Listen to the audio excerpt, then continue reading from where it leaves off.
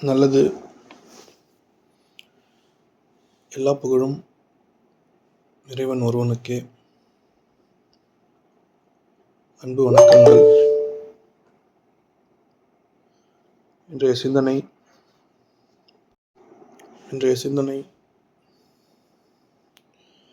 ஆன்மீகம் என்பது செய்வதா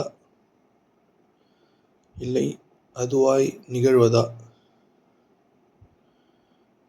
அதுக்கப்புறம் நேற்று திருக்குறள்ல இருந்து இன்னொரு குறள் ஒன்று பெண்டிங் இருக்குது.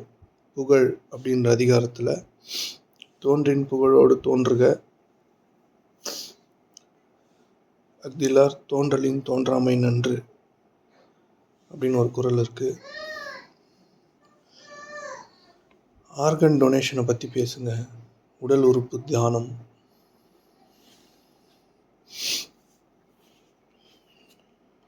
ஆன்மீகம்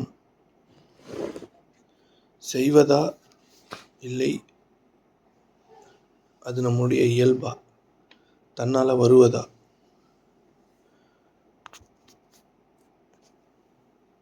ஆன்மீகம் என்பது நமக்கெல்லாம் முந்தைய காலங்களில் கற்றுக் கொடுக்கப்பட்டதாகவும் செய்தாக வேண்டியதாகவும் நமக்கு அறிவுறுத்தப்பட்டிருக்கிறது. ஆனால் ஆன்மீகம் என்பது நீங்கள் செய்யறதில்ல. இப்போது நான் உங்களுக்கு நேற்று நிறைய முயற்சி பற்றி நிறைய விஷயங்கள் சொல்லியிருப்பேன். நம்ம எல்லாரும் என்ன நினைக்கிறோன்னா அதை நம்ம செய்யணும்னு. நம்ம செய்யறது இல்லை. அது பூக்கிட்ட அதோட மனம். வணக்கம் கணேசன். ஒரு பூ வாசனையை தருதான்னு பார்த்தீங்கன்னா தரல. அது வாசனையோடவே இருக்குது. அது வாசனையை தர்றதுக்கு எந்த முயற்சியும் செய்யாது, வாசனையாக இருக்கிறதுக்காகவும் எந்த முயற்சியும் செய்யாது. ஆனால் நமக்கு இந்த ஆன்மீக உலகமும் இங்கே இருக்க ஆன்மீகவாதிகளும் ஆன்மீகம் என்பது செய்வது, நீங்கள் எதையோ செய்வது, தியானம் செய்வது, இல்லை ஏதோ ஒரு விதமான விஷயங்களை செய்து நீங்கள் உங்களை கண்டுபிடிக்கிறது, இல்லை ஆன்மீக நிலையை, உயர்ந்த நிலையை பெறுவதுன்னு நமக்கு சொல்லி கொடுத்ததுனால ஆன்மீகம் தொடர்ந்து செய்யப்பட்டு கொண்டே இருக்கிறது. அதனால தான் ஞானிகளே உருவாகலை. ஆன்மீகம் என்பது செய்யப்படுவதில்லை. பூ வாசனை வீசுவதற்காகவோ இல்லை வாசனையாக இருக்கிறதுக்காகவும் எந்த முயற்சியும் எடுக்காது. பூவே வாசனையாக தான் இருக்கும். பூ இருக்கும், வாசனை வந்துடும். அது பூ முயற்சி செய்து வெளியில் எடுதா, இல்லை முயற்சி செய்து வாசனையாக இருக்குதா அப்படின்னா இல்லை. செய்து அது வாசனையாக இல்லை. அதே போல் தான் எல்லாமே அதோட இயல்பில் அது இருக்குது. நம்மளோட இயல்புக்கு திரும்புறது தான் ஆன்மீகம். நம்மளோட இயல்புக்கு திரும்புறது தான் தர்மம். நம்மளோட இயல்புக்கு திரும்புறது தான் ஞானம். நம்மளோட இயல்பை பற்றி தான் நான் நேற்று பேசிகிட்டு இருந்தேன். நம்மளோட இயல்பு தன்னாலே கொடுக்கறது. ஏன் கொடுக்க முடியல அப்படின்னா யோசனைக்கு போயிடுறது. இந்த உலகத்தை பார்த்து, இந்த உலகத்திலிருந்து பெற்றுக்கொண்ட, இந்த பிரகிருதியிலிருந்து பெற்றுக்கொண்ட அறிவின் காரணமாக நம்ம இதெல்லாம் இருந்தால் பயன்படும், இதெல்லாம் இருந்தால் நம்ம வாழ்க்கைக்கு பின்னாடி உதவும் அப்படின்னு ஏதோ இந்த உலகம் அறிவுறுத்துதலின்படி நம்ம அதை நகர்த்துறதுனால நம்மளால் உதவுறதுக்கான செயலை செய்ய முடியுதே தவிர நம்ம தான் உதவுவோம், நம்மளோட இயல்பு தான் உதவுறதுன்னு நம்மளுக்கு தெரியல. நம்மளோட வாசனையை நம்ம அடிக்க முயற்சி பண்ணுறோம். அதனால் எந்த பயனும் இல்லை ஆன்மீக முன்னேற்றமோ உங்கள் வாழ்க்கையில் வராது. நீங்கள் உங்களை உற்று கவனிச்சிங்கன்னா, நீங்கள் உங்களை உற்று நோக்குபவராக சதா காலமும் உங்களுடைய செயல்களையும் உங்களுடைய மனதையும் உற்று நோக்கியவராக இருந்தீங்கனாலே உங்களுடைய வாசனை வெளிப்படும். அன்பு தன்னால் வர்றது, நீங்கள் அன்பாக இருக்க முடியாதுன்றது தான் உண்மை. ஆனால் இந்த ஆன்மீக வழிகாட்டுதல்கள்லாம் எப்படி இருக்குது அப்படின்னா, உங்களை ஏதோ ஒன்று முயற்சி செய்ய சொல்லுதுங்க. உங்களை யாரோ இந்த ஆன்மீக வியாதிகள்லாம் உங்களை முயற்சி செய்ய சொல்கிறாங்க. நீங்களும் முயற்சி செய்து நான் 30 வருஷமாக ஆன்மீக தேடலில் இருக்கேன், நான் 15 வருஷமாக ஆன்மீக தேடலில் இருக்கேன், நான் என்னையே தேடின்னு இருக்கேன், நான் எதையோ தேடின்னு இருக்கேன் அப்படின்னு நீங்கள் எதையோ செய்து பார்க்கும்பொழுது, செய்தல் அப்படின்னாலே என்னென்ன எதுலேருந்து வருது அப்படின்னா, உங்களுடைய அறிவிலிருந்து வருது. அது தன்னால் வரல. நீங்கள் செய்கிற ஏதோ ஒரு டிஷ்ஷுலேருந்து ஒரு வாசனை வருது இல்லை, எல்லாம் சேர்ந்து ஒரு வாசனை வருது. அது அரிசி கொடுத்த வாசனையா, இல்லை நீங்கள் போட்ட மசாலா கொடுத்த வாசனையாலாம் இல்லை. அது ஒரு வாசனை. அது எல்லாம் சேர்ந்து ஒரு வாசனை தன்னால் வருது. அது எல்லாம் சேர்ந்து உருவாக்கி உங்களுக்கு தரல. அதுபோல் இந்த ஆன்மீகங்கள் செய்யப்படும் வரை நீங்கள் ஏதோ ஒன்றை தேடிக்கிட்டு இருக்கீங்கல்ல, அது உங்களுக்கு கிடைக்காது. ஏன்னா நீங்கள் தேடுறதே உங்களை தான், உங்களோட இயல்பை தான். நீங்கள் வெளியில் போய் அதை தேடுறதே தேடும் பொழுது எதை கண்டுபிடிக்க முடியும்? நீங்களே ஒழிஞ்சிக்கணும், நீங்களே கண்டுபிடிக்கணும்னா எப்படி கண்டுபிடிப்பீங்க? யோசிச்சு பாருங்கள். நீங்களே ஒழிஞ்சிக்கணும், நீங்களே உங்களை எப்படி கண்டுபிடிப்பீங்க? அந்த மாதிரியான ஆன்மீக வழிகாட்டுதல்கள் தான் இங்கே உங்களுக்கு கொடுக்கப்பட்டிருக்கிறது. அதனால தான் எல்லாரும் ஆன்மீக விஷயங்களை செய்து செய்து செய்து செய்து விரக்தியில் என்ன பண்ணுறதுனே தெரியாமல் குருவாயிடுறாங்கன்னா எப்படி நிறைய குருமார்கள் இங்கே இருக்கிறாங்க அப்படின்னா, ஒரே விஷயத்த ரிப்பீட்டடாக தியானம், அதை பற்றியான ஆன்மீக விஷயங்களை பற்றி படித்து தெரிஞ்சுக்கிட்டு வேறு வழி இல்லாமல் வேறு தொழிலும் அவங்களுக்கு தெரியறதில்ல.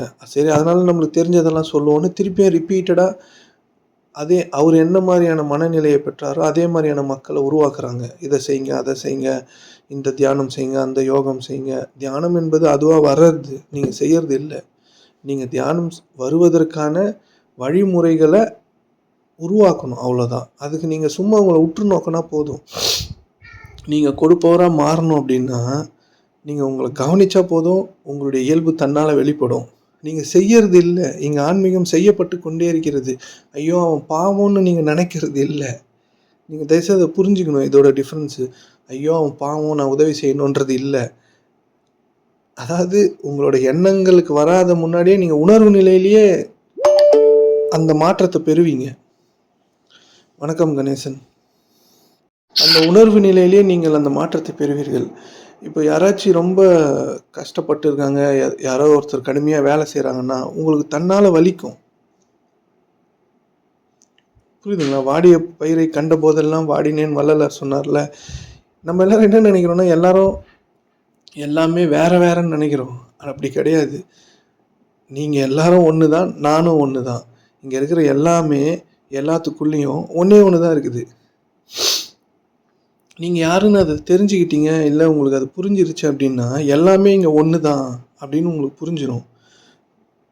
சாதாரண தூய்மை பணியாளருக்குள்ளே இருக்கிற தெய்வீகம் தான் உங்களுக்குள்ளேயும் இருக்குன்னு உங்களுக்கு புரியும். அப்போ தான் அன்புன்னு ஒன்று மலரும்.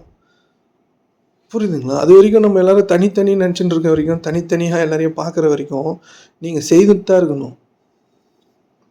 இவர் பாவம் கஷ்டப்படுறாரு, நம்ம ஏதாச்சும் உதவி செய்யணுன்றது இல்லை. நீங்கள் முதல்ல உங்களுக்கான தர்மத்தில் நில்லுங்க.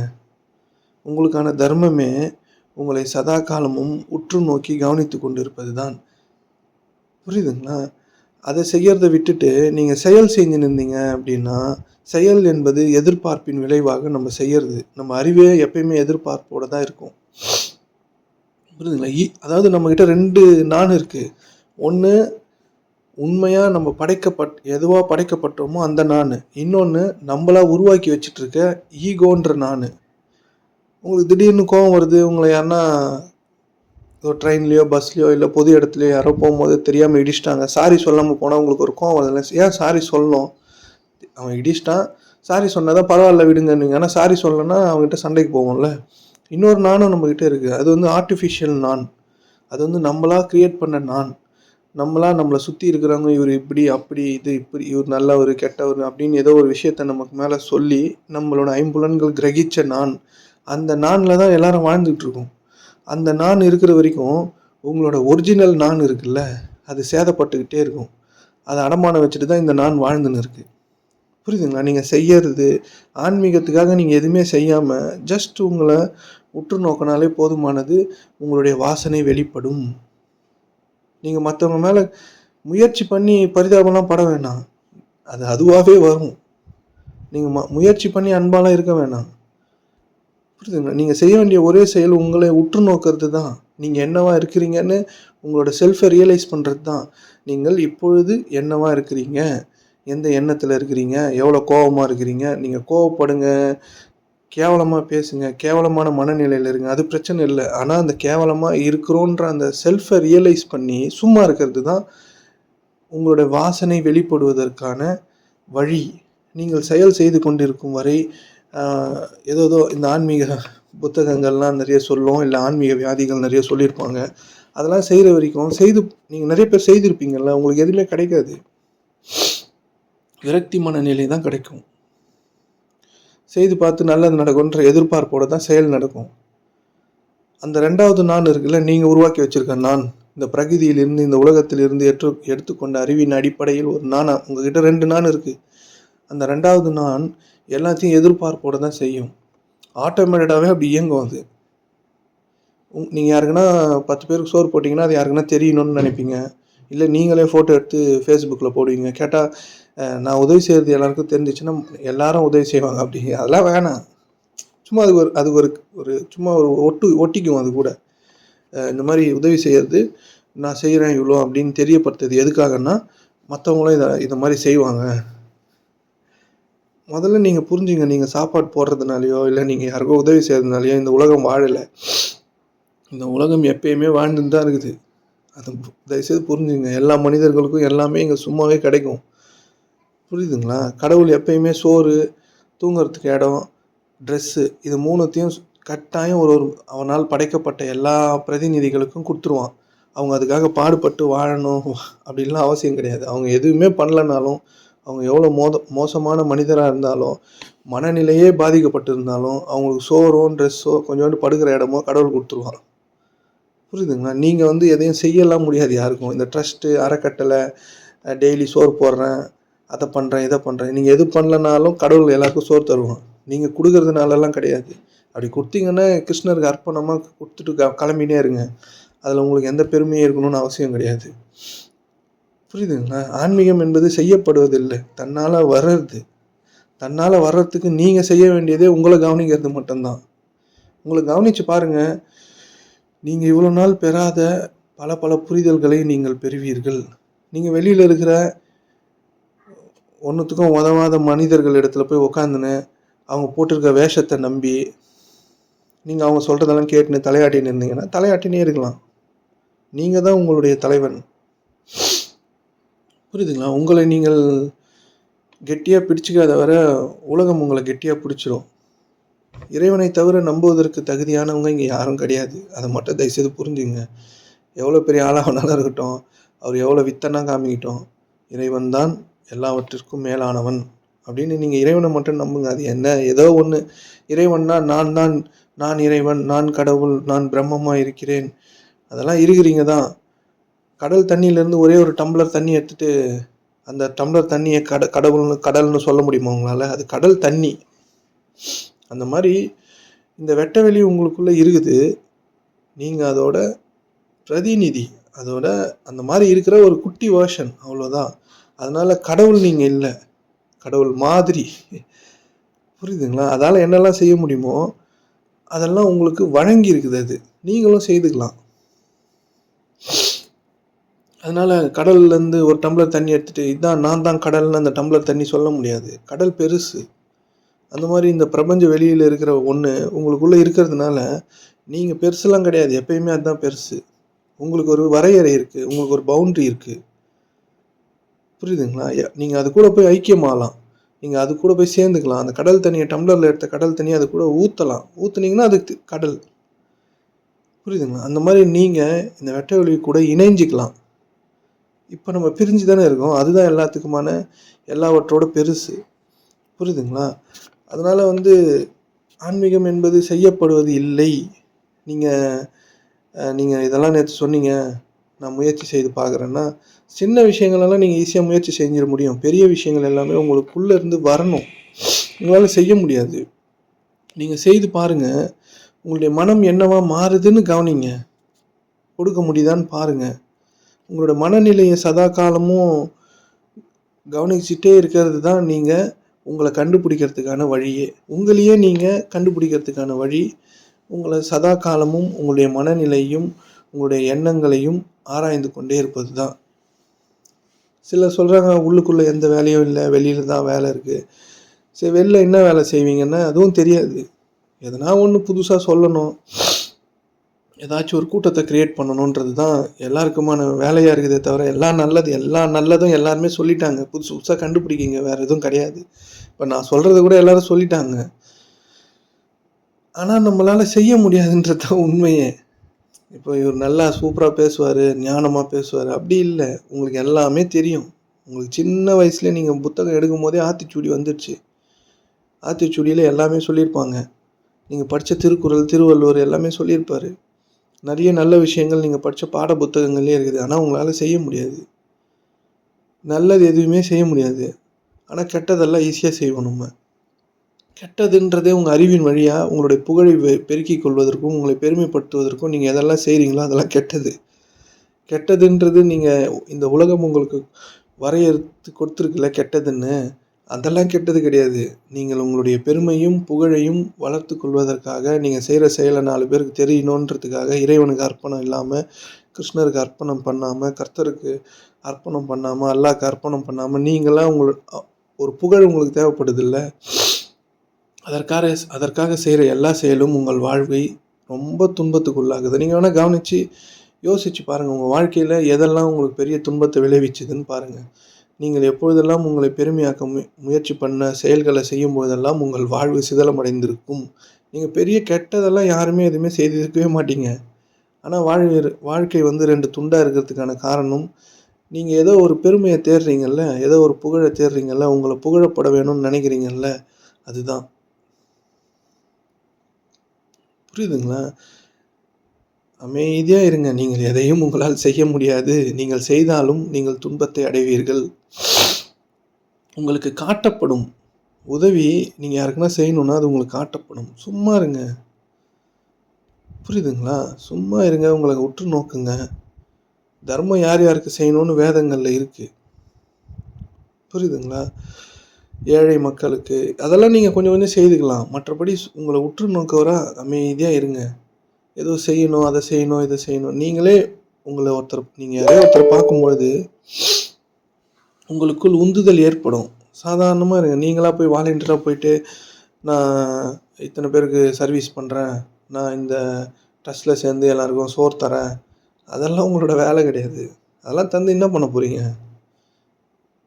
புரியுதுங்க? சும்மா இருங்க. எல்லாருக்கும் சோறு கடவுள் தான் தருவான். நீங்கள் எதனா செய்தீங்கன்னா எல்லா புகழும் இறைவனுக்கு தான். செஞ்சால் பாருங்கள், இல்லைனா சும்மா இருங்க. சும்மா இருக்கிறதை தவிர சிறப்பான இறைவனுக்கு செய்கிற வேலை வேறு எதுவும் கிடையாது. உங்களால் கட்டுப்படுத்திக்க முடியல, நீங்கள் போய் ஊருக்கு சோறு கொடுக்குறதும், அதை கொடுக்குறதும், இதை கொடுக்குறதும், அதுவும் யாருக்கிட்டேயோ பிச்சை வாங்கி நீங்கள் எடுத்துன்னு போய் கொடுத்துட்டு உங்கள் ட்ரஸ்ட்டு கொடுத்தா மாதிரி காமிக்கிறதும், இதெல்லாம் உங்களோட வேலையா என்ன? உங்களுக்கு தெரியாது, ஒன்றுமே உங்களுக்கு தெரியாது. சும்மா எதனா ஒன்று பண்ணிக்கிட்டு 4 பேருக்கு நல்லது பண்ணிட்டேன், பெட்ஷீட் கொடுத்துட்டேன், அதை கொடுத்துட்டேன், இதை கொடுத்துட்டேன், சோறை கொடுத்துட்டேன், அவங்களுக்கு தண்ணி கொடுத்தேன், இதெல்லாம் நீங்கள் கொடுத்தீங்களா என்ன? உங்களால் முடிஞ்சால் நீங்கள் கொடுங்க. சும்மா இருங்க. சும்மாவே இருக்க முடியல. ஏதாச்சும் ஒன்று செய்து நம்ம நடந்துக்கிட்டே இருக்கணும், செயல்பட்டுக்கிட்டே இருக்கணும், நல்லது செய்யணும். நல்லது என்பது செய்வதல்ல, நல்லது என்பது உங்கள்கிட்ட இருந்து வெளிப்படுவதற்கு நீங்கள் சும்மா இருக்கணும். இந்த உலகம் முழுசும் நல்லது செய்கிறேன்னு என்ன நல்லது பண்ணிட்டோம் நம்மலாம்? யோசிச்சு பாருங்கள். என்ன நல்லது ஆயிடுச்சு? நீங்கள் நல்லது செய்த எல்லாருக்கும் உங்களை வணங்கணும், உங்களுக்கு குட் மார்னிங் சொல்லணும், நீங்கள் வந்தால் எழுந்து நிற்கணும். நான் படிக்க வச்ச பையன் மதிக்காமல் இப்போ பெரிய இடத்துக்கு போயிட்டான், ஒன்றும் மதிக்கலை. எல்லாத்துக்கிட்டேருந்தும் நீங்கள் எதிர்த்துன்னு இப்படி தான் சுற்றின்னு இருக்கோம். நீங்கள் யாருக்குன்னா எதனா செஞ்சிட்டிங்கன்னா உங்களுக்கு பணியணும், உங்களை வணக்கம் பண்ணணும், அவன் மரியாதையாக நடந்துக்கணும், நீங்கள் வந்தால் எழுந்து நிற்கணும், கால் மேலே கால் போட்டு உட்காரக்கூடாது, அவனோட இயல்பை நாசம் பண்ணணும். இதுதான் உங்களோட உதவிலாம். சும்மா இருங்க. சும்மா இருக்கவே தெரியல. அப்புறம் நான் உலகத்துக்கு உதவி செய்கிறேன், அதை செய்கிறேன், இதை செய்கிறேன், எதனா ஒரு விஷயத்தை எடுத்து பேச வேண்டியது. நான் இதெல்லாம் பண்ணேன் இன்றைக்கி. சும்மா இருங்க. பேசாமல் இருக்க முடியுமான்னு பாருங்கள். எல்லாருக்கிட்டையும் ஏன் வெளிப்படுறீங்க? உங்கள் வாயை வச்சுன்னு எதுக்கு வெளிப்படுத்துறீங்க? நீங்கள் பேசுகிற வார்த்தைகளெல்லாம் கவனித்து பார்த்தீங்கன்னா, உங்களை பெருமைப்படுத்தக்கூடிய வார்த்தைகளை மட்டும்தான் நீங்கள் உதிர்ப்பீங்களே. உங்களை யாருன்னா நான் தப்பாக இருக்கிறேன், நான் சரியில்லை, நான் இப்படி இருக்கிறேன் அப்படின்னு யாருக்கிட்டனா நீங்கள் சொல்லியிருக்கீங்களா?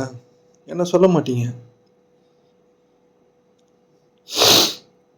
நீங்கள் மற்ற எல்லாரையும் தப்புன்னு நம்ம சொல்கிறோம்ல, முதல்ல நம்ம தான் தப்பு. உங்களுக்கு அது தெரியாது. நம்ம எல்லாரையும் ஈஸியாக மற்றவங்க தப்புன்னு சொல்லிடுவோம். ஆனால் தப்பு நம்ம தான். அந்த நம்ம தான் தப்புன்ற இடத்துக்கு சும்மா இருங்க. நான் இதை செய்கிறேன் அதை செய்கிறேன் இப்படி புரிஞ்சுக்கிட்டேன் அதை நீங்கள் புரிஞ்சுக்கிறதுலாம் உங்களுக்கு வேலைக்கு ஆகாது. சும்மா இருந்தால் எல்லாமே ஆட்டோமேட்டடாக இயங்குறது இங்கே, நீங்கள் செய்யறது இல்லை. கடவுள் வந்து இவ்வளோ பெருசாக படித்து வச்சுருக்காரு, வானத்தையும் பூமியும் மலையும் எல்லாத்தையும் படித்து வச்சுருக்காரு, எல்லாமே அற்புதமாக இயங்குது. அதெல்லாம் யோசிச்சா பண்ணியிருப்பாரு. இந்த மாதிரி ஒன்று வரட்டோன்னா வந்துடும், அவ்வளோதான். யோசித்து பண்ணுறதுக்கு இங்கே எதுவும் கிடையாது. அதனால் ஆன்மீகம் என்பது நீங்கள் செய்வதோ இல்லை செய்யப்பட்டதோ இல்லை எதுக்கோ யாருக்கோ போய் அடிமையாகி நசங்கிறதோ இல்லை. உங்களுக்கு குரு கட்டாயம் தேவை. உங்களுக்கு குரு யாருன்னு உங்கள் உணர்வே சொல்லும். அவருக்கு பணிவிடை செய்யுங்க. பணிவிடைனா அவருக்கு எதனா முடிஞ்சால் கொடுங்க, இல்லைன்னா கொடுக்காதீங்க. நீங்கள் எதையுமே இங்கே ஃப்ரீயாக பெற்றுக்க முடியாதுன்றது தான் உண்மை. உங்களோட உரிமை பொருள்லேருந்து நீங்கள் வச்சுட்டு ஏதோ ஒன்று கொஞ்சம் கொடுக்காம இங்கே எதுவுமே கிடைக்காது. நீங்கள் வச்சிக்கினாலும் அது உங்களுக்கு பயனும் படாது. ஃப்ளோவில் இருக்க மாட்டீங்க நீங்கள். புரியுதுங்களா? அதனால் இதெல்லாம் லேசாக புரிஞ்சுங்க. நீங்கள் செய்து உங்களுடைய வாழ்வை தொலைத்து விடாதீர்கள். செய்து ஏதோ நம்மளுக்கு கட்சிடும், நம்மளை கண்டுபிடிச்சிருவோம். எனக்கு மன அமைதி வேணும். சரி, மன அமைதி வேணும். உங்கள் வீடெல்லாம் விற்றுட்டு குடும்பத்தெல்லாம் விட்டு வர முடியுமானா முடியாதுல்ல. அப்படி தானே இங்கே ஆன்மீகம் சொல்லப்பட்டிருக்கு. அதையும் செய்ய முடியாது. கோமணம் கட்டினும் ரோட்டில் இறங்க முடியாது. எதுவும் பண்ண முடியாது. எந்த விதமான பெரிய பெரிய விஷயங்களை செய்யவும் முடியாது. ஆனால் எனக்கு ஏதோ ஒன்று வேணும். புரியுதுங்களா? எப்படி கிடைக்கும்? உங்களை உற்று நோக்குங்க. நீங்கள் உங்கள் வீட்டிலே இருங்க, உங்கள் குடும்பத்தோடு வாழுங்க, எல்லாத்தையும் செய்யுங்க. உங்களை கவனமாக பார்த்துக்குங்க. உங்களை கவனமாக உள்ளே தள்ளுறதுக்கு தான் ஒரு குரு தேவைப்படுறாரு. செயல் செய்ய வைக்கிறதுக்கானவங்க குரு கிடையாது. இங்கே நீங்கள் சாதாரண நாளைக்கு இப்போ ஒருத்தர் ரோட்டில் போயின்னு இருக்காரு, அவருக்கு தாடி வளர்த்து காவி ட்ரெஸ் எல்லாம் போட்டு விட்டு உட்கார வச்சாலும் எக்கச்சக்க பேர் இருக்கிறாங்க நம்புறதுக்கு.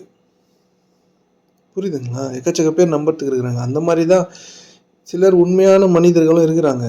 ஆனால் அந்த உண்மையான மனிதர்கள் ஃபீஸ்லாம் வாங்க மாட்டாங்க. எல்லாமே அவங்க சும்மா தான் தருவாங்க. எல்லாமே சும்மா தான். கடவுள் தான் அவங்களுக்கு படி அளக்கிறவன். கடவுள் தான் அவங்களுக்கு சோறு போடுறவன். மனிதர்கள் இல்லை.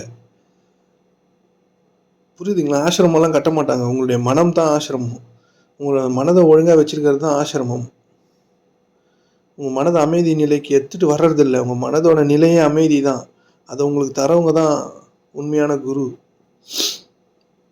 இந்த குரு அப்படியே இந்த பிரபஞ்சம் என்னவா இருக்குதோ அதை அப்படியே பிரதிபலிப்பாங்க. புரியுதுங்களா?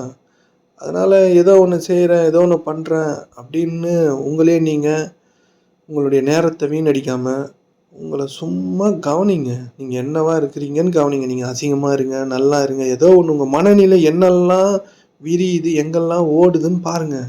அது என்ன வேணாலும், நல்ல விஷயங்களை யோசிக்கட்டும், இல்லை கெட்ட விஷயங்களை யோசிக்கட்டும். நீங்கள் கெட்டதாக இருங்க, கோபமாக இருங்க, பொறாமையாக இருங்க, ஏதோ ஒன்றா இருக்கிறீங்கள, அதை நீங்கள் தெரிஞ்சிங்க. அவ்வளோதான்.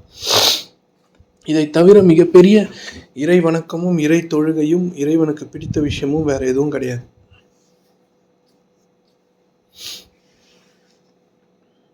இதுதான் இறை வணக்கம். நீங்கள் உங்களை தெரிஞ்சுக்கிறீங்கல்ல, அந்த இறையை தெரிஞ்சுக்கிறீங்கல்ல, அதுதான் இறை வணக்கம். இறைவனுக்கு இந்த செயல் செய்வது மூலயமா தான் இறைவன்றது நீங்கள் தான். அப்போ தான் உங்களுக்கு காரிய சித்திலாம் கிடைக்கும். நீங்கள் நினைக்கிறதெல்லாம் நடக்கும். அற்புதங்களை உங்களால் பார்க்க முடியும், அதிசயங்களை பார்க்க முடியும். அது வரைக்கும் நீங்கள் வெளியில் எதையோ பண்ணின்னு, நான் இதெல்லாம் பண்ணேன், அவங்க என்னை இப்படி பேசிட்டாங்க அப்படி பேசிட்டாங்கன்னு எதனா ஒன்று அப்படியே எது கூட ஏன்னா ஒட்டின்னு நம்மெல்லாம் மிகப்பெரிய அடிமைகளாக இருக்கிறோம். புரியுதுங்களா? அதனால் ஆன்மீகம் என்பது தன்னால் மலரக்கூடியது தானே தவிர நீங்கள் செய்து மலர வைக்கவே முடியாது. இந்த பிரபஞ்சத்தில் ஒரு பூவை உங்களால் வளர வைக்க முடியுமா? ஒரு பூவை உங்களால் இந்த இயற்கையில் வளர்கிற மாதிரி வளர வைக்க முடியுமானா முடியாது. அதுவாக தான் வளரணும். அந்த மாதிரி உங்களை கண்டுபிடிக்கிறதுக்கு நீங்கள் எதுவுமே பண்ண வேணான்றது தான் உண்மை. நீங்கள் செய்கிற எல்லாத்தையும் சும்மா விட்டுருங்க, அவ்வளோதான். விட்டுட்டா போதும். நீங்கள் பிடிச்சுன்னு இருக்கீங்க. உங்களுக்கு நீங்கள் ஏதோ சாதிக்கணுன்ற மாதிரி கடவுளை நான் கண்டுபிடிக்கணும், நான் இதை தெரிஞ்சுக்கணும் அதை தெரிஞ்சுக்கணும் அப்படின்னு இருந்தீங்கன்னா கண்டுபிடிக்க முடியாது. ஏன்னா நீங்கள் கண்டுபிடிக்க வேண்டியது ஏதோ ஒன்று கண்டுபிடிக்கணும், நான் செய்யணும் அப்படின்னு சொல்லுதில்ல, அதை தான். சும்மா இருங்க, உங்களோட வேலையெல்லாம் கரெக்டாக செய்யுங்க, சமாதானத்தில் இருங்க. உங்களுக்கு என்ன உலக அறிவு புகட்டப்பட்டிருக்கோ அதை மற்றவங்களின் நன்மைக்காக சும்மா செய்யுங்க. உங்களுக்கு பணம் இல்ல, பணம் இருக்குது, இந்த வாழ்க்கை நல்லா இருக்குது, நல்லா இல்ல, வீடு இருக்குது, வாசல் இருக்குது, மதிக்கிறாங்க, மதிக்கல, வீட்ல என்ன மதிக்கிறதே இல்ல. சும்மா இருங்க. ஏன் சும்மாவே இருக்க மாட்றீங்க? உங்கள கவனிங்க. உங்கள வீட்ல மதிக்காதபோது உங்களோட மனநிலை என்னவெல்லாம் விரியுது, எப்படியெல்லாம் உள்ளுக்குள்ள வெடியுதுன்னு பாருங்க. எப்படியெல்லாம் உங்களுடைய மனநிலை வெடிக்கிறது அப்படின்னு பாருங்க. இத பார்த்தீங்கன்னா, நீங்க உங்க ஆன்மீக வாழ்க்கையில முன்னேறலாம். இல்ல ஆன்மீகத்துக்குள்ள நுழையிறீங்கன்னு அர்த்தம். ஆன்மீகம் என்பது உங்களை பற்றியான அறிதல் தான். ஆன்மாவை பற்றிய அறிதல் தான். உங்களுடைய உயிரை பற்றியான அறிதல் தான். புரியுதுங்களா? அதெல்லாம் விட்டுட்டு நான் சக்கரை பொங்கல் குடுக்குறேன், சுண்டல் குடுக்குறேன்னா குடுத்துனே இருங்க. உங்களுக்கு எதுவும் கிடைக்காது. நீங்க நல்லது செய்றேன்னு ஏதோ ஒண்ணு செஞ்சுன்னு இருக்கீங்களா, அதனால உங்களுக்கு எந்த நல்லதும் நடக்காது. உங்களுக்கு கெட்டது மட்டும் தான் நடக்கும். ஏன்னா நீங்க செய்ற நல்லது எல்லாமே மாறு வேடத்துல இருக்கிற கெட்டது. நீங்க அதன் அடிப்படையில புகழையும், பெருமையும் உங்களுக்கு தேடுறீங்க. எல்லா புகழும், பெருமையும் இறைவன் ஒருவனுக்கே. அவனைத் தவிர வேற யாருக்கும் கிடையாது. அத மட்டும் புரிஞ்சுங்க. ஏன்னா இது எல்லாமே அவன்து. இங்க இருக்கிறது எல்லாமே அவன்து. நீங்க உருவாக்குனது எதுனா இருக்குதா என்ன? இந்த உலகம் இதெல்லாம் ஒத்துக்குமா, ஒத்துக்காதெல்லாம் எனக்கு தெரியாது. ஆனா இதான் உண்மை. இங்க இருக்கிற எல்லாமே நீங்க பிறப்பதற்கு முன்னாடியே இங்க படைக்கப்பட்டு இருக்கிறது. மனிதர்களால் உருவாக்கப்பட்ட எல்லாமே அழியும் தன்மையோட இருக்குது. ஒரு காலத்துல அழியும். இயற்கையும் சமநிலை இழக்கும்போது எல்லாத்தையும் சமநிலைப்படுத்திக்கிறதுக்காக சிலது அழிக்கும். அதனால இதை லேசா இப்படி புரிஞ்சுங்க.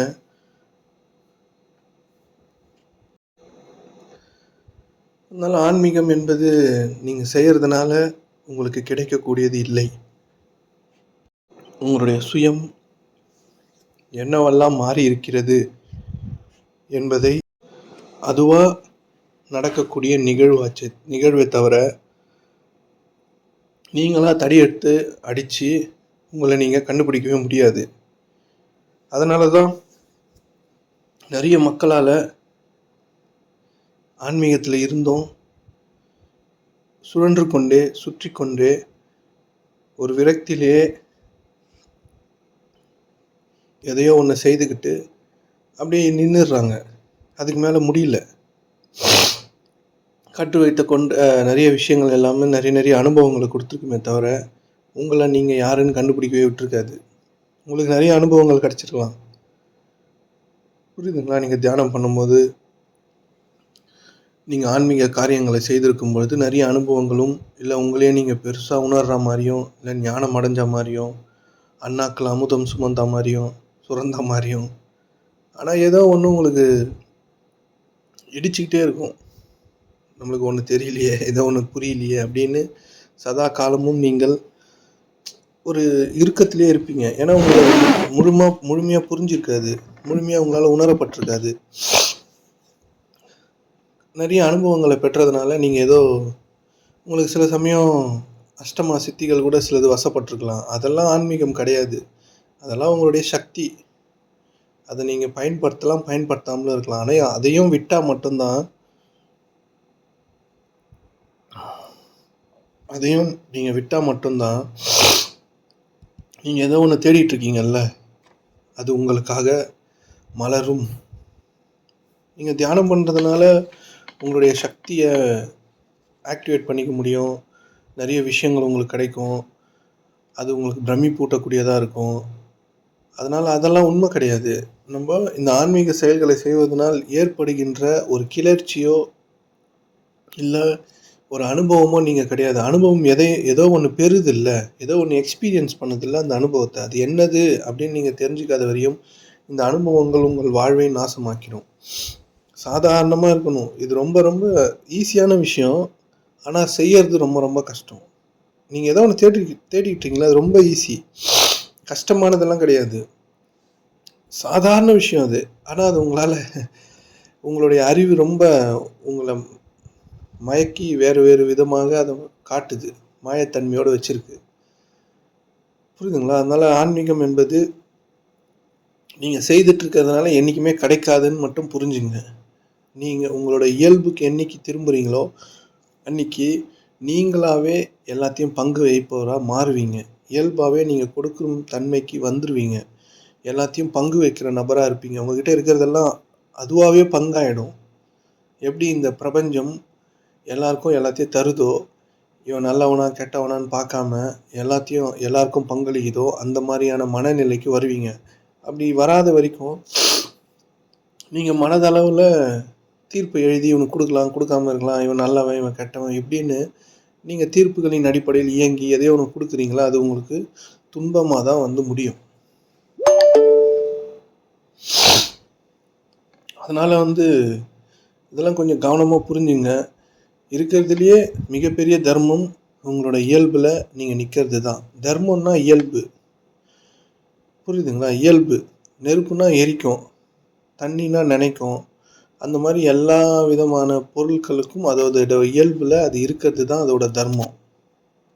அந்த தர்மத்தில் இருந்தீங்கன்னா, உங்கள் இயல்பில் நீங்கள் இருந்தீங்கன்னா, நீங்களாகவே உங்ககிட்ட இருந்தே ஒரு வாசனை புறப்படும். உங்களோட செயல்கள் அது நீங்கள் செய்யறது இல்லை, நீங்களாக உங்கள் அறிவை கொண்டு செய்யறது இல்லை, அது தன்னால் வெளிப்பட்டுரும். நீங்கள் கொடுக்க மாட்டீங்க. யாருன்னா சிரமப்பட்டு கஷ்டப்பட்டு இருந்தாங்கன்னா உங்கள் கையை கொடுத்துரும். நீங்கள் அறிவாலெல்லாம் கொடுத்துன்னு இருக்க மாட்டீங்க, உணர்வு ரீதியாக இயங்க ஆரம்பிச்சிருவீங்க. யாரோட துன்பத்தை யாரோட கஷ்டத்தை பார்த்தீங்கன்னா உங்கள் கண்ணிலேருந்து கண்ணீர் வரும். நீங்கள் இப்போ முயற்சி பண்ணி அழுதுன்னு இருப்பீங்க, யோசித்து பார்த்து அழுதுன்னு இருப்பீங்க, பாவம் அவன் அப்படின்னு. அப்படி இல்லை, அது வேற ஒன்று. அவன் வேற ஒருத்தன் இல்லை, அவனுக்கு ஏற்படுற வலி உங்களுக்கு ஏற்படும். அவன் ஏதோ ஒரு துன்பத்தில் இருக்கான்ல, அந்த துன்பம் உங்களுக்குள்ளே வரும். உங்களுக்குள்ளே வரணும்னா நீங்கள் தான் அவன்னு உங்களுக்கு புரியும். இது இந்த இடம் ரொம்ப சிரமமான இடம் புரிஞ்சுக்கிறது. புரியுதுங்களா? வாடிய பயிரை கண்டபோதெல்லாம் வாடினேன்னு ஒரு செடி வாடிச்சுன்னா உங்கள் மனம் அப்படியே நசங்கும். ஏன்னா அந்த செடியில் இருக்கிற உயிரோட்டமும் உங்கள் உயிரோட்டமும் ஒன்று தானும், அது கனெக்ட் ஆகிடும். எல்லாமே நான் தான் புரிஞ்சிடும் உங்களுக்கு. அதுக்கு நீங்கள் செய்ய வேண்டியது செயல்கள் அல்ல, உங்களை கவனிக்கிறது.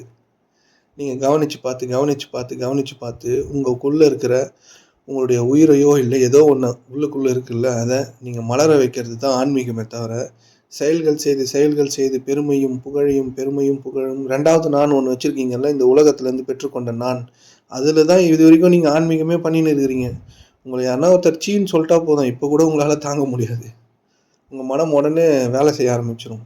அதனால் யோசிச்சுக்குங்க, யோசிச்சு பாருங்கள். இதெல்லாம் இப்போ நான் சொன்னதெல்லாம் உடனே நீங்கள் எடுத்துக்கணும்னு அவசியம் இல்லை. ஆராய்ச்சி பண்ணி பாருங்கள். இதை பிரித்து அறிஞ்சு பாருங்கள். இவர் இதெல்லாம் சொல்கிறாரு, இது சரிதானா அப்படின்னு நீங்களே கொஞ்சமாக சிந்தனைக்கு உட்படுத்தி பாருங்கள். சரியாக இருந்தால் எடுத்துக்குங்க, சரி இல்லைன்னா இவர் தப்புன்னு சொல்லுங்கள், ஒரு பிரச்சனையும் கிடையாது. ஏன்னா நான் சொல்கிறதெல்லாம் உங்களுக்குள்ளே நடக்கிறத தான் நான் சொல்கிறேன், எனக்குள்ளே நான் பார்க்கறத தான் உங்களுக்கு சொல்லிகிட்ருக்கேனே தவிர நான் யாரோ சொன்னதை சொல்ல மாட்டேன். ஏன்னா யார் எந்த புத்தகத்தையும் எந்த ஜேர்னல்ஸையும் எந்த ஞானி பேசுறதையும் நான் கேட்குறதும் இல்லை, நான் பார்க்குறதும் இல்லை. புரியுதுங்களா? ஏன்னா உங்களுக்கு நீங்களே போதுமான அளவுக்கு தான் இருக்கிறீங்க. எல்லாத்தையும் தூக்கி போட்டுருங்க. எவ்வளோ பெரிய புத்தகமாக இருந்தாலும் அதெல்லாம் உங்களுக்கு தேவைப்படாது. ஏன்னா எல்லாமே உங்களுக்குள்ளே இருக்குது. எல்லாமே உங்களுக்குள்ளே இருந்து தான் வெளியில் வந்துச்சு. புரியுதுங்க? எல்லா ஜேர்னல்ஸுமே உங்களுக்கு தேவைப்படாது, எந்த சொற்பொழிவும் உங்களுக்கு தேவைப்படாது. ஏன்னா நீங்களே உங்களுக்கு போதும், உங்களுடைய பேரானந்தமே உங்களுக்கு போதும். புரியுதுங்களா? அதனால் அந்த அளவுக்கு ஒரு பெரிய விஷயம் உங்களுக்குள்ளே இருக்குது. அது நீங்கள் செய்யறதுனாலையோ பெறுவதல்ல, செய்யப்படுவதால் பெறுவதல்ல, உற்று நோக்குவதால் கவனிப்பதால் பெறுவது. இதை மட்டும் செய்யுங்க. இதில் நீங்கள் சிறந்து விளங்கிட்டீங்கன்னா உங்களுக்கு பெருசாக ஒன்று காத்துன்ருக்கு. அதுதான் நீங்கள், உங்களுக்கான கிஃப்டே நீங்கள் தான். அது வேற ஒன்று, பில்டப் கொடுக்கல நான், அது உண்மையாகவே வேற ஒன்று. இந்த உலகத்தில் இருக்க எந்த விதமான உயர்ந்த பொருளுக்கும் அது ஈடாகாத ஒன்று.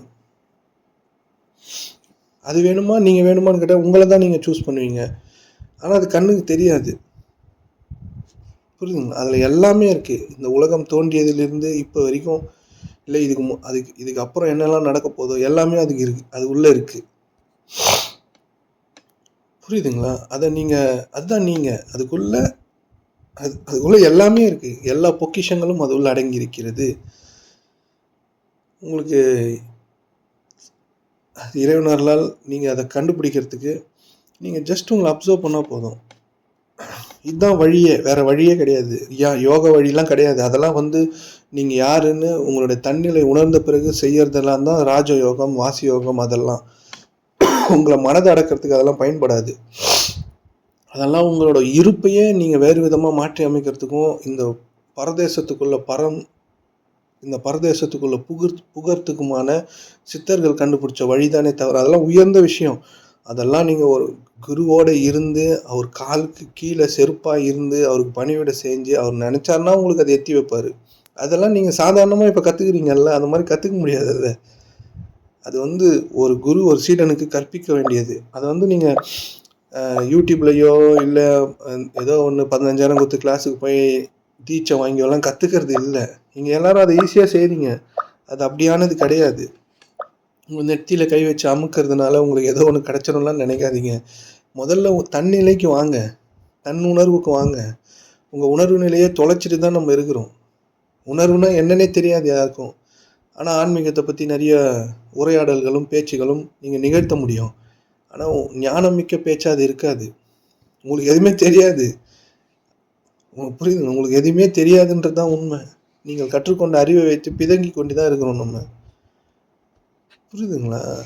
வாசி யோகம், ராஜயோகம், அந்த யோகம், இந்த யோகம், அட்டாங்க யோகம், சட்டாங்க, இதெல்லாம் நீங்களாம் கற்றுக்கிறது கிடையாது. அது முதல்ல நீங்கள் யாருன்னு தெரிஞ்சால் தானே அதை செய்ய முடியும். யோகம் என்பது மூச்சில் விளையாடுற விளையாட்டு. அது பரதேசத்தில் நீங்கள் செய்ய வேண்டிய விளையாட்டு. நீங்கள் இப்போ சாதாரண இல்லற வாழ்க்கையில் இருந்துன்னு நீங்கள் எதையோ ஒன்று செய்துக்கிட்டு அதை செய்கிறேன் இதை செய்கிறேன்னா உடம்பு சூடாகிடும், ரத்தம் வரும், நோய் வந்துடும். மூச்சுக்கும் உயிருக்குமான இணைவு அது. யோகம் என்பாலே இணைகிறதுன்னு அர்த்தம். மூச்சுக்கும் உங்களுக்குள்ளே ஏதோ ஒன்று இருக்குல்ல, அதில் செய்கிற வித்தை அது. அதை ஒன்றுமே தெரியாதவங்களாம் வாசியவங்க அது இது அப்படி இப்படின்னு உங்களுக்கு கற்றுக் கொடுத்துட்றாங்க. அதெல்லாம் கிடையாது. வாசியோகம்னு சிவானந்த பரமஹம்சருக்கு மட்டும்தான் வாசியோகம்னா என்னன்னே தெரியும்.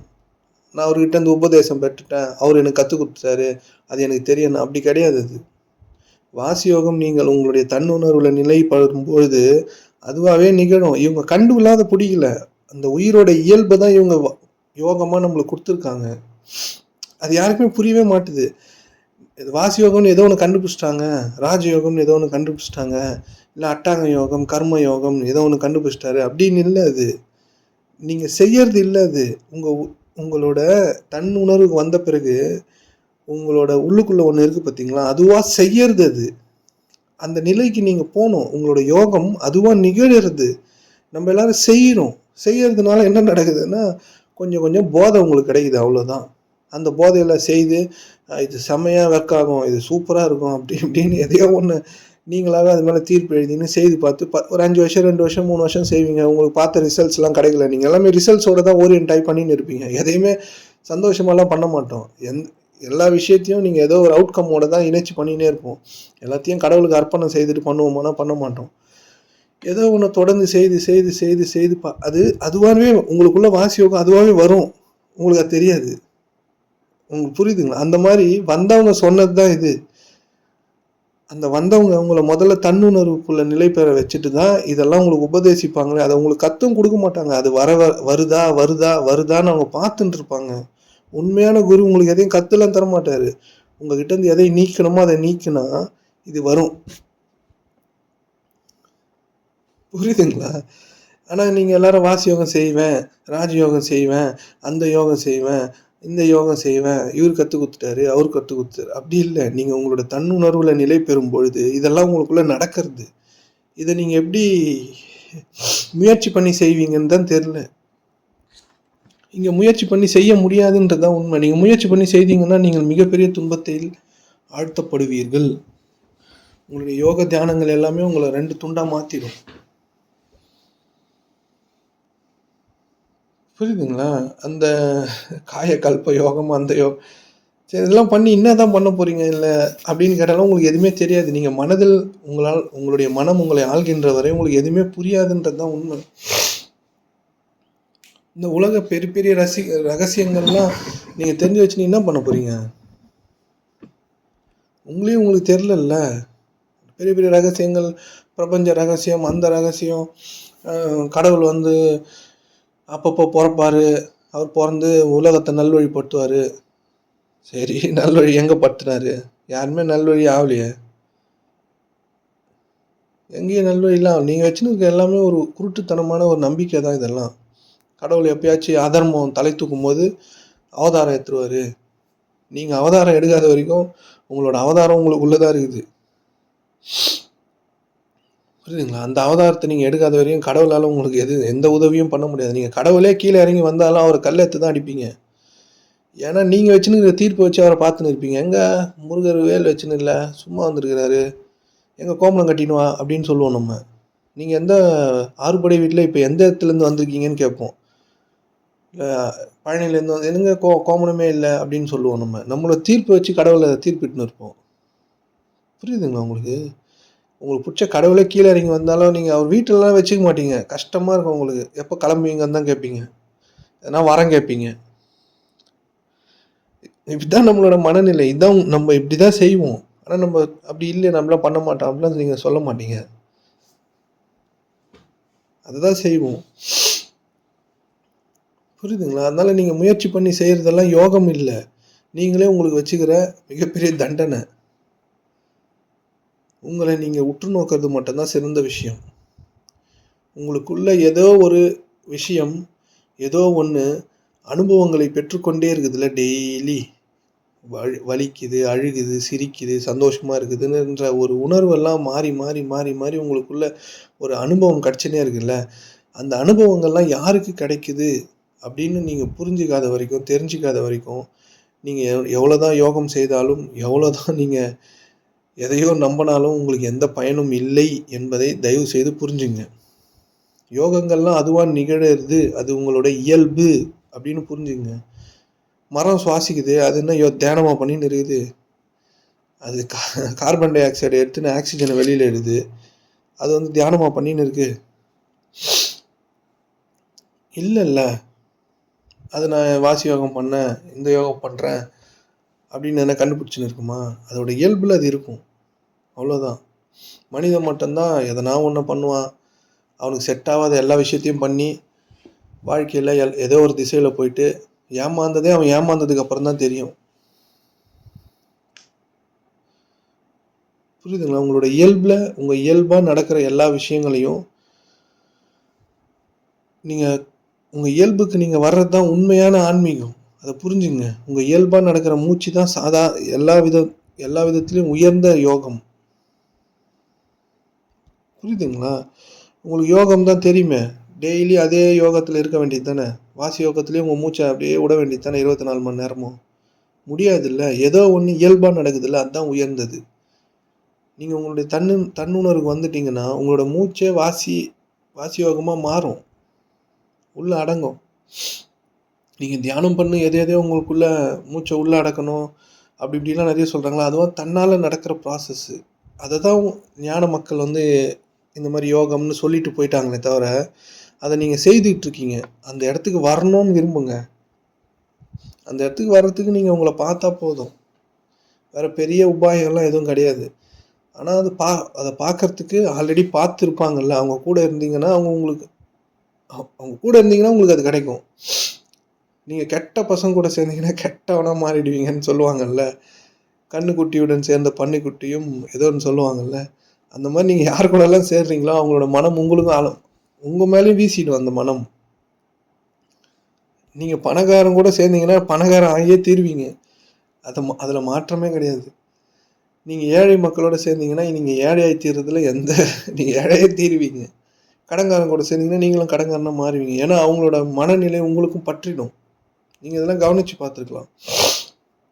அந்த மாதிரி நீங்கள் சாமியார் மாதிரி இருக்கிறவங்க கூட சேர்ந்துருக்கீங்க, அதனால் நீங்கள் சாமியார் மாதிரி இருக்கிறீங்க. ஆன்மீகத்தை ஏதோ சொல்லித்தராங்கன்னு சொல்லி ஏதோ அவங்க ஒரு வேஷம் போட்டுன்னு ஏதோ ஒன்று நீங்கள் ஏதோ ஒன்று செய்கிறீங்கல்ல, அந்த மாதிரி அவங்க இருக்கிறாங்க. அதனால தான் உங்களுக்கு எதுவும் கிடைக்க மாட்டுது. நீங்கள் உண்மையான குருக்கிட்ட போய் உக்காந்திங்கன்னா நீங்கள் உண்மையாகிடுவீங்க. உண்மையான குருன்றவர் என்னென்னா, அவர் உண்மையில் இருப்பார், அவர் ஃபேக்காக இருக்க மாட்டார். அவர்கிட்ட ரெண்டாவது நான் இருக்காது, ஆர்டிஃபிஷியல் நான் இருக்காது. அவர்கிட்ட போய் உக்காந்திங்கன்னா அவர் உங்களை அந்த மாதிரி மாற்றுவார். புரியுதுங்களா? நீங்கள் யார் கூட சேர்றீங்களோ அதுதான் நீங்கள். சும்மா இந்த கடவுளை பற்றியோ ஆன்மீகத்தை பற்றியோ உங்களுக்கு தெரிஞ்சு வச்சுருக்கிறது எல்லாமே குப்பை தான். அதெல்லாம் விட்டுருங்க, அதை பற்றிலாம் பேசாதீங்க. அது உங்களால் பண்ண முடியுமான்னு பாருங்களேன், முடியாது.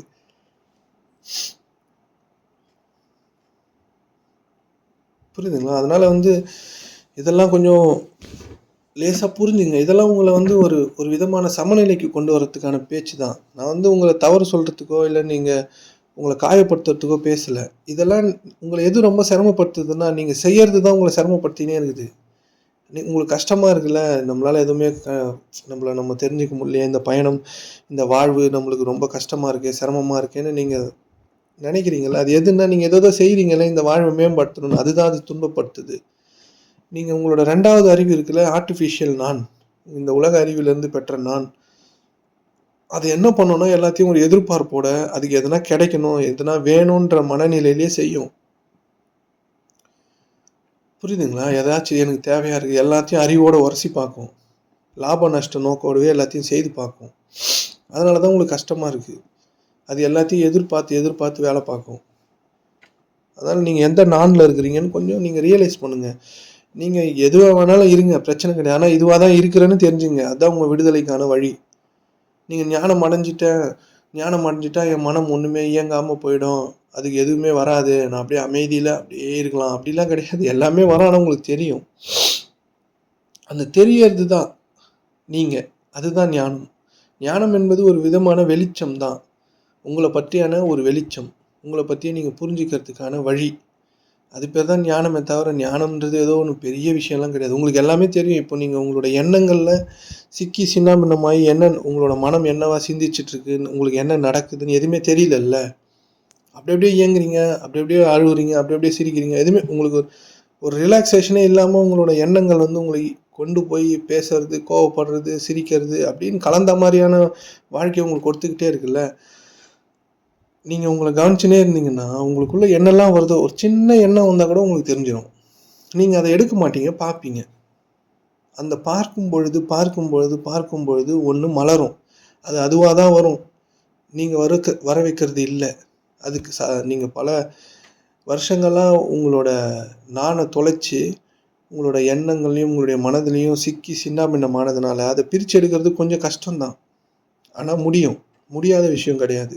அது எனக்கு ரொம்ப வயசாகி போச்சு, இனிமேல் பண்ண முடியுமான்னா, நீங்க சதா காலமும் உங்கள 1 வருஷம், 1 1/2 வருஷம் தொடர்ந்து நீங்க செய்றதெல்லாம் கவனிச்சுன்னே இருந்தீங்க, உங்க மனத கவனிச்சுன்னே இருந்தீங்கன்னா, ஒண்ணு உங்களுக்குள்ள மலர்ந்துரும். அது அதுவா மட்டும் தான் மலரும். ஆனா நம்மளால மலர வைக்க முடியாது. அதுக்கான உபாயம் மட்டும் உங்கள நீங்க உற்று நோக்குறது மட்டும் தான். ஆன்மீகம் சார்ந்த எல்லா விஷயங்களையும் விட்டுட்டு, உங்கள கையில எடுங்க. நீங்க யாருன்னு உங்களுக்குள்ளேயே தேடுங்க. தேடுறதுன்றது தேடின்னு இருக்கிறது இல்ல. நான் யாருன்னு பார்க்கறது. ஜஸ்ட் பார்க்கறது. நான் இப்ப என்னவா இருக்கிறேன்? நான் அசிங்கமா இருக்கேன். நான் கோவமா இருக்கேன். நான் இப்போ ஏதோ ஒரு பொண்ண பத்தி யோசிச்சுன்னு இருக்கேன். எனக்கு இந்த மாரி தாட்ஸ் வருது. இப்ப நான் காமமா இருக்கேன். அப்படின்னு உங்களுக்குள்ள ஏதேதோ ஏற்படுதுல்ல. அத பார்த்து அது கூட இசைஞ்சிருங்க அவ்வளோதான். அத மாத்த முயற்சிக்காதீங்க. ஏன்னா, அத உங்களால மாத்த முடியாது. ஏன்னா, அது இயற்கையா உங்களுக்குள்ள அது மனம் தன்னால எண்ணங்கள எழுப்பினே இருக்குமே தவிர, நீங்க எழுப்பல அத. நீங்க எழுப்பாத ஒரு விஷயத்த, நீங்க என்ன பண்ண முடியும்? இப்ப கண்ணு பாக்குது, ஏதோ எண்ணங்கள்லாம் வருது. பார்த்த உடனே எண்ணங்கள நிறுத்தி வைக்க முடியுமா? நம்ம கண்ணு மூடினா வாழ முடியும்? முடியாதுல்ல. இந்த புலன்கள் எதையோ கேட்குது, இந்த புலன்கள் எதையோ ஒண்ணு கிரகிச்ச உடனே உங்களுக்குள்ள எண்ணங்கள் எழுதுல்ல. அத நீங்க தடுத்தா நிறுத்தின்னு இருக்க முடியும். பார்த்த உடனே வந்துரும். அத தடுத்துலாம் நிறுத்த முடியாது. ஆனா பார்த்தா கம்முனு இருக்கும். பார்த்தா நீங்க அத செய்யாம இருக்கலாம். முதல்ல இந்த இந்த இடத்துக்கு வந்து இந்த உபாயத்த செய்யுங்க. இதுதான் உங்கள காப்பாத்தும். இதுதான் உண்மையான ஆன்மீகத்துக்கான வழி. உங்க ஆன்மாவை நிலை பெற வைக்கிறதுக்கான வழி இதான். மற்றபடி எல்லா உபாயங்களும் இயற்கையா நிகழ்றது. எல்லா யோகங்களும் உங்களுக்குள்ள நடக்க போறது. உங்களோட இயல்புக்கு வந்தீங்கன்னா அது நடக்கும். உங்களோட மூச்சே மாறிடும். உங்களுக்கு வெளியில மூச்சே சில சமயம் வராது. உள்ளுக்குள்ளேயே அடங்கிடும். இதெல்லாம் அதுவாவே நடக்கிறது. நீங்க புரிஞ்சுக்கணும். நீங்க பண்றது இல்ல. நீங்க பண்ணீங்கன்னா உங்களுக்கு உடம்புல நோய் வந்துரும். புரியுதுங்களா? உங்களால தாங்க முடியாது அது. சில சமயம் மனம் பெரண்டுரும். நெறைய பேர் என்கிட்ட பேசியிருக்காங்க. ஏதோ சவுண்ட் கேட்டுன்னே இருக்கு. யாரோ என்கிட்ட பேசினே இருக்காங்க. சில சமயம் அவங்க வந்து உள்ளுக்குள்ள தூங்கினே இருப்பாங்க. வெளியில நடப்பாங்க. தூங்கின்னு இருப்பாங்க. அவங்களோட கான்ஷியஸ் தூங்கின்னு இருக்கும். ஆனா அவங்க வெளியில இப்ப எப்படி நம்ம பேசுறோமோ அந்த மாரி பேசின்னு இருப்பாங்க. எதனா ஒரு தியானம் தப்பா பண்ணிட்டா அந்த மாரிலாம் நடந்துரும். நைட் ஆனா அவங்க முழிச்சுன்னு இருப்பாங்க. அதாவது உடம்பு தூங்கின்னு இருக்கும். ஆனா அவங்க முழிச்சுன்னு இருப்பாங்க. அந்த மாரி நெறைய பேர்கிட்ட நான் பேசியிருக்கேன். சதா காலமும் என் காதுல ஏதோ ஒண்ணு விழுந்துகிட்டே இருக்கு. ஏதோ ஒண்ணு ஏன்னா ஏதோ ஒரு யோகத்த நான் பண்ணேன். இத பண்ணேன், அத பண்ணேன். என் தலையில ஏதோ ஒண்ணு உருண்டுட்டே இருக்கு. நீங்கள் ஏதோ ஒரு யூடியூப்பில் பார்த்து எதையோ ஒன்று பண்ணிட்டீங்கன்னு வச்சுக்கோங்க, எதனா ஒன்று ஆகிடும். அது சரி பண்ணுறது ரொம்ப கஷ்டம். ஏன்னா யூடியூப்பில் ஏதோ உங்களுக்கு சொல்லித்தராங்களா, அவங்களுக்கே அதை பற்றி எதுவும் தெரியாது. அவங்க ஏதோ சொல்லித்தரதுனால அவங்க மாஸ்டர்னு நீங்கள் நினச்சிக்கிறீங்க. வாசி யோகம் ஒருத்தர் சொல்லித்தராருன்னா எங்கே கற்றுக்கினாரு, யார் அவர் அப்ரூவ் பண்ணதுன்னா உங்களுக்கு தெரியாது. நீங்களாவே ஒத்துக்கிறீங்க. அவர் எதுனா ஒரு குரு ஃபோட்டோ வச்சுக்கின்னு அவர் வாசி யோகம் என் தாத்தா கற்றுக் கொடுத்தாரு, எங்கள் ஆயா கற்றுக் கொடுத்தாங்க, நீ எதனா ஒன்று கதையை அடிச்சு விட்டுன்னு எதனா நான் கோயில் கட்டுறேன், அதை கட்டுறேன், ஆசிரமம் கட்டுறேன்னு எதனா பிச்சை எடுத்துன்னு கிடப்பாரு. ஆசிரமம் கட்டுறேன்னா விரும்ப கட்ட முடிஞ்சா கட்டு, இல்லைன்னா சும்மா இரு. புரியுதுங்களா உங்களுக்கு? நான் எல்லாருக்கும் சோறு போட முடியும், உன்னால் முடிஞ்சால் சோறு போடலாம், சும்மா இரு. உன்னால் என்ன முடியுமோ அதை மட்டும் பண்ணு. மற்றவங்ககிட்ட போய் பிச்சை எடுத்துன்னு இருக்காதீங்க. உங்களால் முடியலன்னா சும்மா இருங்க. யார் ஆத்தரைஸ் பண்ணுறது எல்லாரையும் இந்த யோகம் சரியான யோகம் தான், இவர் கற்று தேர்ந்துட்டாருன்னு? தாடி வச்சுக்கின்னு வெள்ளை கலரு வேட்டியை போட்டுன்னு மேலே துண்டை கட்டிட்டா உங்களுக்கு வாசி யோகம் தெரிஞ்சிருமான்னு? அப்படிலாம் இல்லை. அதெல்லாம் உங்களுக்குள்ளே தன்னால் நடக்கிறது. தன்னால் நடக்கிற எல்லா விஷயத்தையும் நீங்கள் முயற்சி பண்ணி செய்ய முடியாது. இங்கே எதுவுமே முயற்சி பண்ணி செய்யறது இல்லை. இந்த பிரபஞ்சம் முயற்சி பண்ணி எதையும் செய்யறது இல்லைன்றதை மட்டும் புரிஞ்சுங்க. வாசி யோகம் நீங்கள் செய்வீங்க. உங்கள் தன்னுணர்வில் இருந்தீங்கன்னா அதுவாகவே அது நடக்கும். உங்களுக்கு அதெல்லாம் அதுவாகவே நிகழ்ந்துடும், அந்த சேஞ்சஸ்லாம். அதனால் இதெல்லாம் புரிஞ்சுங்க. யூடியூப்பில் ஏதோ சொல்கிறாங்க, காமிக்கிறாங்க, அப்படி நம்பின்னு இருக்காதீங்க எதையும். உங்களை கவனிக்கிறது தான் நீங்கள் செய்ய வேண்டிய மிகப்பெரிய தலையாய கடமை. இந்த கடமையை செய்யாதவனுக்கு இறைவன் எதையுமே தரமாட்டான். இறைவன்னா இங்கே இருக்கிற பெரியவர் தரவே மாட்டார் எதையும். அதனால் நானும் கடவுள் தான், நானும் பிரம்மன் தான் அப்படிலாம் உங்களுக்கு எதனா கதை விட்டு வச்சுருப்பாங்க. நீங்கள் கடல்லேருந்து எடுத்த ஒரு துளி தண்ணி, அவ்வளோதான். அது கூட போய் வேணால் சேர்ந்துக்கலாம். ஆனால் நீங்கள் கடவுள் ஆக முடியாது. நீங்கள் கடவுள் இந்த பிரபஞ்சம் எதெல்லாம் செய்தோ அதை உங்களால் செய்ய முடியும். அதுக்கான அதிகாரம் உங்ககிட்ட இருக்குது. அதுக்காக நீங்கள் உயர்ந்தவர் கிடையாது. நீங்கள் எப்பயுமே அதுக்கு தாழ்ந்தவர் தான். அது கூட போய் சேர்ந்துக்கலாம். ஆனால் அதுவாக மாறுறதுன்றது முடியாத விஷயம். அதனால தான் இறைவன் போதுமானவன் சொல்கிறோம். பெருசு ஒன்று இங்கே இருக்குது எப்பயுமே. நம்ம அதுதான் அது கூட வேணால் போய் சேர்ந்துக்கலாம். புரியுதுங்களா? நான் பிரம்மமாக இருக்கிறேன், அவ்வளோதான். அதுக்காக நான் என்ன பண்ணுறதுன்றதெல்லாம் எதுவுமே இல்லை. நான் பிரம்மமாக இருக்கேன், அதோட முடிஞ்சிச்சு. அதுலேருந்து எதுவுமே தொடங்க முடியாது. அதுலேருந்து எதுவுமே பேச முடியாது. அதுலேருந்து நான் என்னவா இருக்கிறேன்னு சொல்ல முடியாது. நான் எதுவாக இருக்கிறேன்னு அதில் போய் கரைஞ்சிட வேண்டியது தான். அவ்வளோதான் நம்மளோட வேலை. புரியுதுங்களா? இந்த ஆன்மீகத்தில் உயர்ந்த விஷயமே தன்னை அறிதல் தான். தன்னை அறிதலுக்கு நீங்கள் சதா காலமும் விழிப்போடும் கவனமுடமும் உங்களை உற்று நோக்குவது தான் வழி. அதை தாண்டி எந்த வழியும் இங்கு இல்லை. அதனால் இதை லேசாக புரிஞ்சுங்க.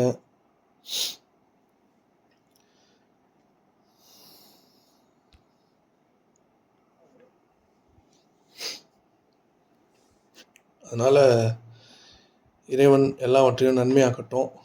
கொஞ்சம் தும்பல் வந்துகிட்டே இருக்குது, அதனால தான் கொஞ்சம் சிரமமாக இருக்குது. நாளைக்கு வாங்க, திருக்குறளில் அந்த குறளை பற்றி பார்ப்போம். நல்லது.